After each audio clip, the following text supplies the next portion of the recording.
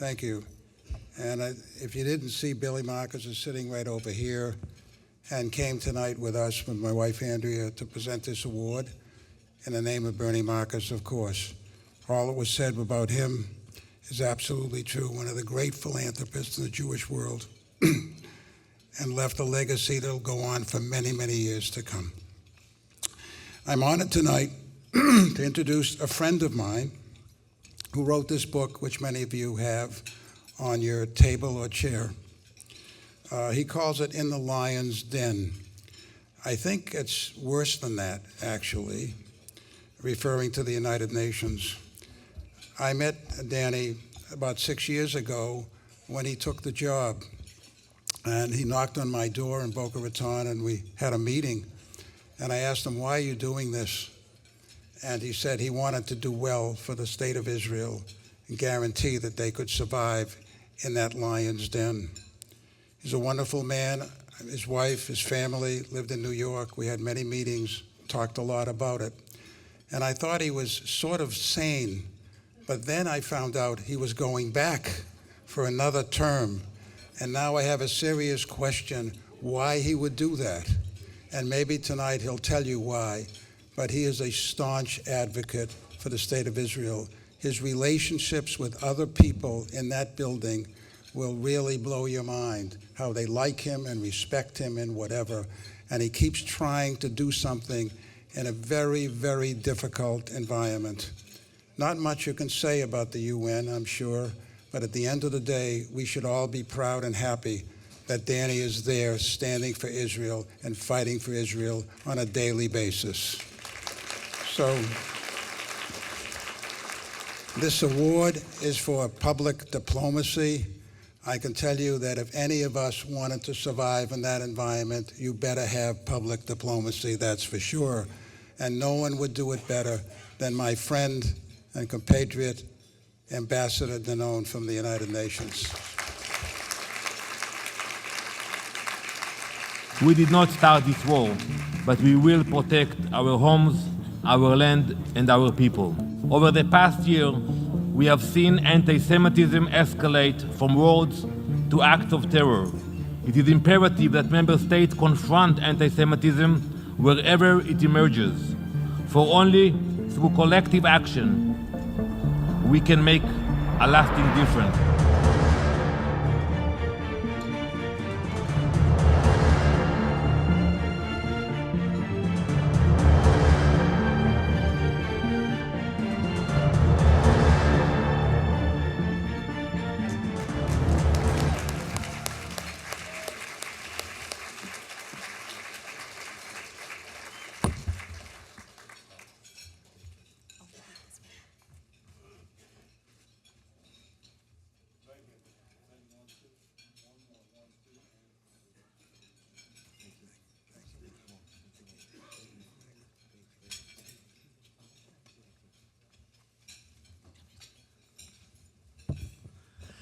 Shalom, good evening. Thank you, my dear friend Michael, for that warm introduction. I'm not used to it coming from the UN. Actually, for me to be here in a room full of friends of Israel, ambassadors for Israel, it's unique, and I'm grateful to be here among friends. I know some of you for decades, and I'm proud to be here. Ladies and gentlemen, it is an honor to be here tonight with you to support ZOA. Along with my friends, Professor Alan Dershowitz, Loren Gross, Rabbi Schneier, Congressman Donalds, and my dear friend Mark Levin. Usually we talk or we do it virtually, but it's great meeting you in person. It is a privilege to be here tonight with my longtime friend, Mort Klein. Mort, I don't know if you remember, but Rita remembers the first time we met. 32 years ago, when I was an emissary down here in Florida, and I organized a conference for students, and I invited you to speak there in upstate New York, and you came. And you came and we spent Shabbat together, and since then, Mort, we have been in this fight together. We won some of the battles, we lost some of them, but we always looked forward. Thank you for your unwavering support for Israel, and your commitment to the Jewish people. You know, I can name most of the names here, but I will not do it tonight. I see Barbara, Reuven, you know, everybody here. But I want to acknowledge Billy. We definitely miss Bernie Marcus. And I can tell you that when I was at the UN and I need to call someone for advice, I used to call him or come here to Boca to meet with him, and we miss his wisdom. We miss his passion, and we think about him. Thank you very much for honoring us tonight.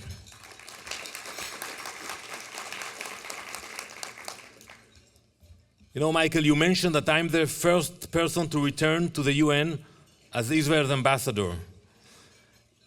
You know, when I concluded my term in 2020, after 5 long years, you know, I said that's enough. 5 years, usually ambassadors serve 2-3 years.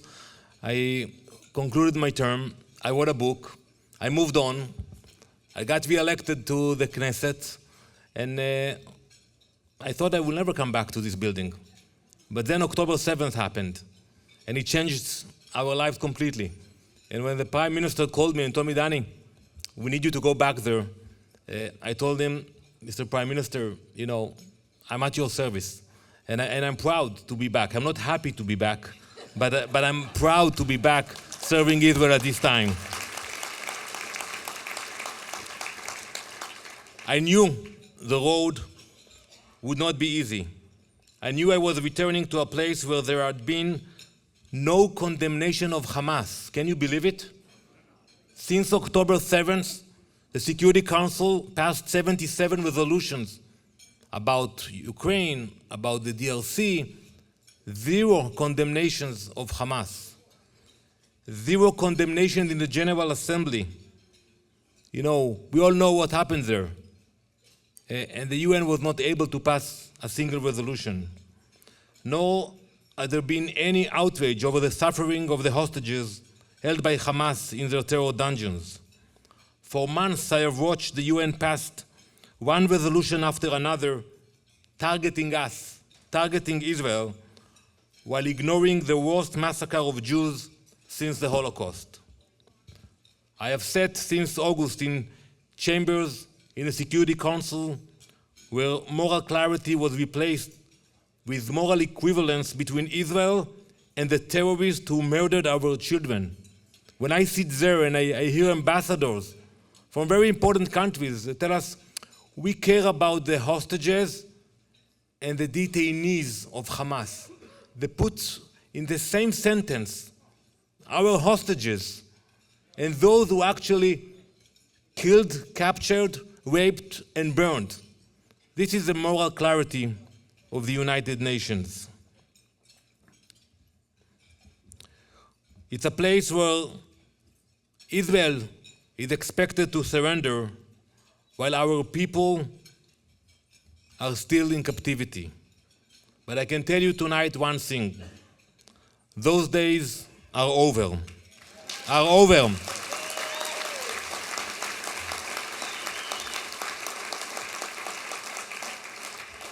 In the past few months, we have begun to turn the tide. We have taken the fight directly to the UN. We have brought the voices of our hostages into the lion's den. Just 10 days ago, I invited Eli Sharabi, and he came to the United Nations. It wasn't easy for him. Yeah, you can clap for him. He's a brave man. He stood before the United Nations only 6 weeks after being released from nearly 500 days in Hamas captivity. He starved there. They gave him 1/4 of a pita bread per day. He shared with the ambassadors that he saw the Hamas terrorists bringing the aid, the humanitarian aid, into the tunnels, but they were not sharing it with the hostages. So when they speak about starvation in Gaza, the only starvation in Gaza, you can see it when our hostages are coming back. When he came back, he discovered that his entire family had been murdered. His wife, his 2 daughters, and his brother. And he asked a simple question: where was the United Nations? It was a question which no one in the room could answer. Where had they been when we cried out for help? When our people were dragged into Gaza?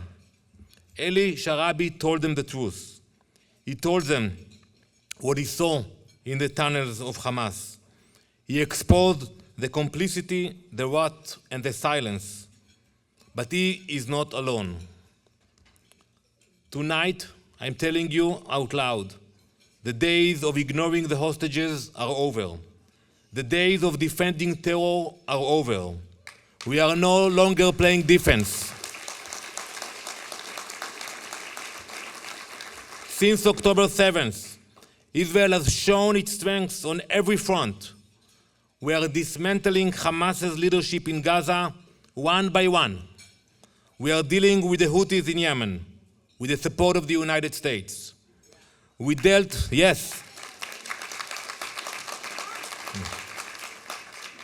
a devastating blow against Hezbollah in Lebanon. You heard about the beepers, about other things, not about everything. There are things that we cannot share.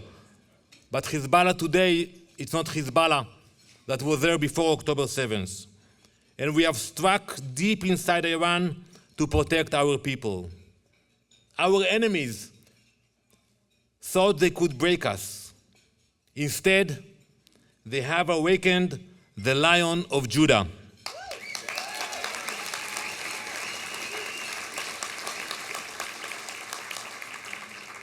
What they have seen is only the beginning. Israel will fight, Israel will endure, and Israel will win. We will dismantle the terrorist armies that threaten our people. We will bring our hostages back, all of them. We will secure our homeland, but this war doesn't end at the border of Gaza. It spread across the globe in the form of anti-Semitism. Since October 7th, we have seen an explosion of hatred on campuses, in the streets, and even in the halls of governments across the world. Tonight here at the reception, I have met with many of the young people who have been harassed, intimidated, and assaulted on campus simply for being Jewish. University presidents have hidden behind weak words while their institutions have become breeding grounds for radicalism. Celebrities have justified murder and wrapped it in the language of so-called activism. We know what this is. This is pure Jew hatred, ancient, vile, and unrelenting. To all those who believe they can intimidate us, let me say this: you have failed, you will always fail, because we are not guests in history, we are part of its core.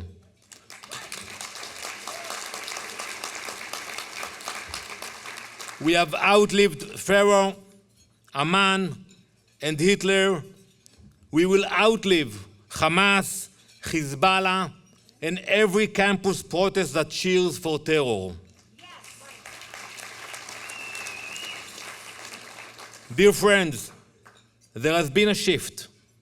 Thanks to the leadership of President Trump, the United Nations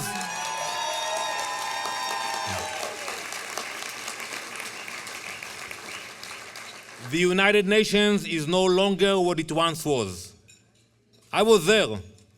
I saw the change.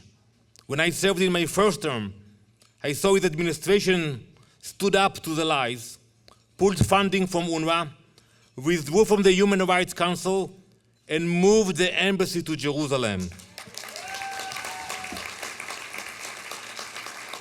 That clarity of purpose made a difference.